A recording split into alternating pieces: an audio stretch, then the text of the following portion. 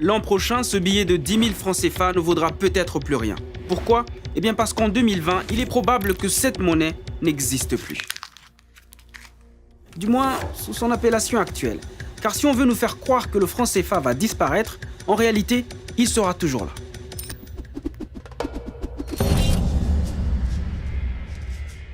En 2020, le franc CFA est appelé à céder la place à l'ECO dans les 8 pays de l'UEMOA, l'Union économique et monétaire ouest-africaine, c'est-à-dire l'une des 2 zones monétaires qui utilisent le franc CFA. Une nouvelle monnaie qui devrait à long terme s'étendre à tous les 15 pays de la CEDEAO, la communauté économique des États de l'Afrique de l'Ouest.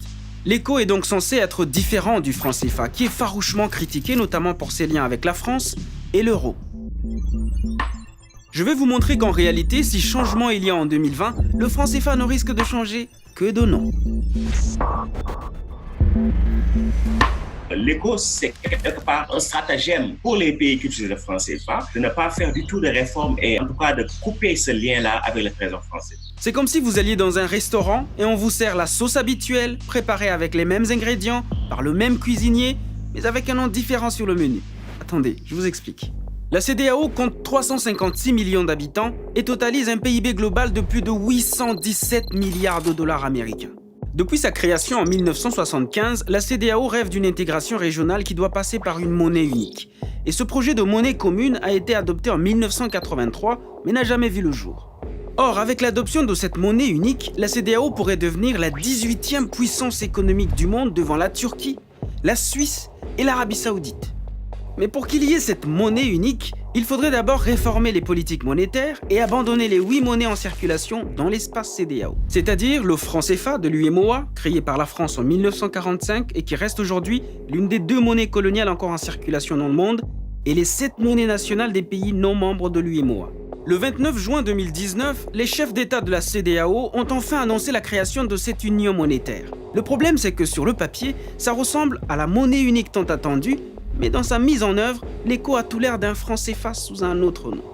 Est-ce qu'il s'agit de renommer le franc CFA ou est-ce qu'il s'agit de créer une véritable monnaie unique à l'échelle de la CEDEAO qui compte 15 pays? Et c'est là que ça devient intéressant. L'agenda de la CEDEAO prévoit une approche dite graduelle, c'est-à-dire que ce sont les mêmes pays de l'UEMOA qui utilisent déjà le franc CFA qui commenceront à utiliser l'ECO, et les autres étant censés les rejoindre. Or, le franc CFA et l'ECO sont 2 projets distincts et l'économiste camerounais Martial Zebelinga est clair, les 2 projets ne peuvent pas aller ensemble. L'agenda de la CEDEAO n'est pas compatible avec l'agenda franc CFA. A priori, il devrait signer la fin du franc CFA tel qu'il est conçu aujourd'hui. Mais il n'en est rien. Le franc CFA devenu ECO continuera-t-il d'être imprimé en France ? La moitié des réserves des pays qui l'utilisent seront-elles toujours stockées dans le trésor français ? Et donc, les grandes décisions concernant l'ECO se prendront elles aussi toujours à Paris. C'est-à-dire qu'il y a donc une colonialité monétaire du franc CFA en particulier, mais il y a une colonialité réelle aussi, des structures productives. Pour certains économistes comme Dongo Samba Sylla, co-auteur du livre « L'arme invisible de la France-Afrique, une histoire du franc CFA », il n'y a qu'une seule explication. La France veut coûte que coûte maintenir la zone franc, mais elle sait qu'il faut des réformes. Et il faut que ça bouge parce qu'il y a la contestation contre le franc CFA. Et donc, je pense que leur ambition, c'est un peu d'élargir la zone franc, de renommer, disons, la monnaie, ce qui est symboliquement important, mais ce n'est pas essentiel, et aussi d'aller vers des mécanismes plus voilés, mais qui maintiennent toujours la même domination. Ce qui expliquerait d'ailleurs la sérénité qui règne du côté de la CEMAC, l'autre communauté de pays qui utilisent eux aussi le franc CFA, mais en Afrique centrale. Selon Martial Zebelinga, si vraiment le franc CFA de l'Afrique de l'Ouest devait disparaître, cela inquiéterait normalement le franc CFA de l'Afrique centrale, puisque les 2 sont étroitement liés et constituent l'ensemble des réserves de la zone franc. À partir du moment où les réserves de cette zone venaient à manquer, logiquement, il n'y aurait plus le franc CFA tel qu'on le connaît. À moins que l'Afrique centrale ne sache qu'en réalité, rien ne va véritablement changer. Pourtant, le Nigeria et le Ghana, les 2 plus grandes économies de la région, ont été très clairs depuis le début. Ils n'envisageront pas une monnaie unique tant que les pays qui utilisent le franc CFA n'auront pas coupé le cordon ombilical avec la France afin d'avoir une véritable souveraineté monétaire. Et les pays qui utilisent le franc CFA, visiblement, ne veulent pas couper le lien. Donc l'ECO, pour eux, c'est juste une manière, disons, de dire aux activistes anti-franc CFA, nous travaillons, arrêtez de polémiquer sur le franc CFA, on ira vers l'ECO. Sauf que là encore, les conditions ne sont pas réunies et les délais sont trop courts pour lancer une monnaie d'une telle envergure. À 1 an de l'échéance 2020, la question de la gestion des réserves de change n'a pas été résolue. Les politiques économiques et financières communes n'ont pas été finalisées. La CEDEAO n'a même pas encore de nouveau traité d'union monétaire et les statuts de la future banque centrale n'ont pas été clairement définis. Allons-y point par point. Concernant le taux de change, les chefs d'État de la CEDEAO se sont prononcés le 29 juin 2019 pour un régime flexible. Mais de retour d'une visite à Paris, le président ivoirien, qui est aussi président en exercice de l'UEMOA, a tenu un discours totalement contradictoire. Si l'éco devait venir à adoption en 2020, il n'y aura pas de changement de parité entre le franc CFA devenu éco et l'euro. En gros, même le taux de change ne changera pas. Une double cadence qui intrigue l'économiste Gilles Yaby, pour qui cette démarche nuit à la crédibilité d'une vraie monnaie de la CEDEAO.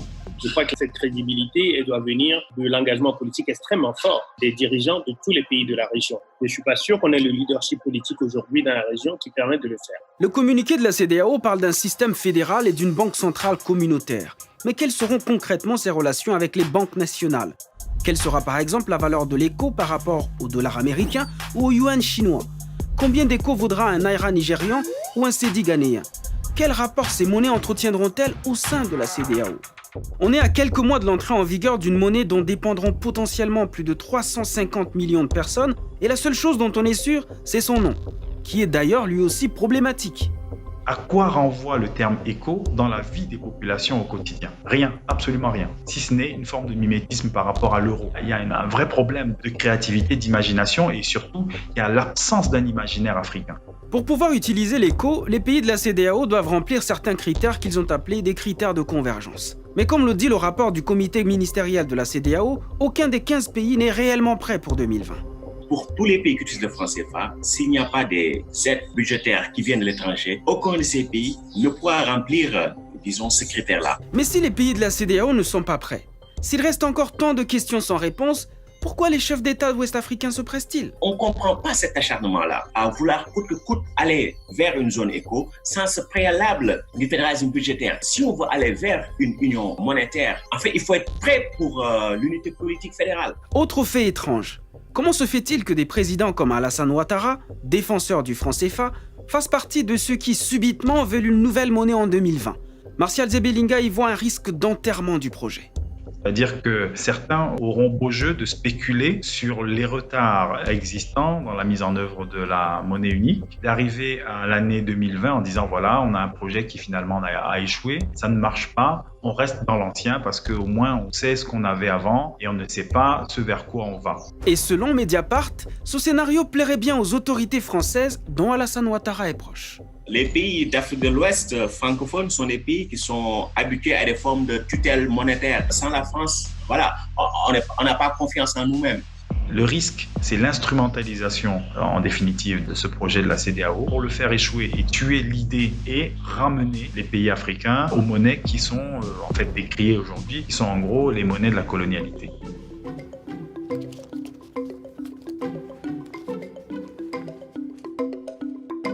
Ah, j'oubliais, n'hésitez pas à vous abonner à notre page AJ+ Français. Et si vous voulez voir d'autres vidéos, il vous suffit d'un clic là. Voilà.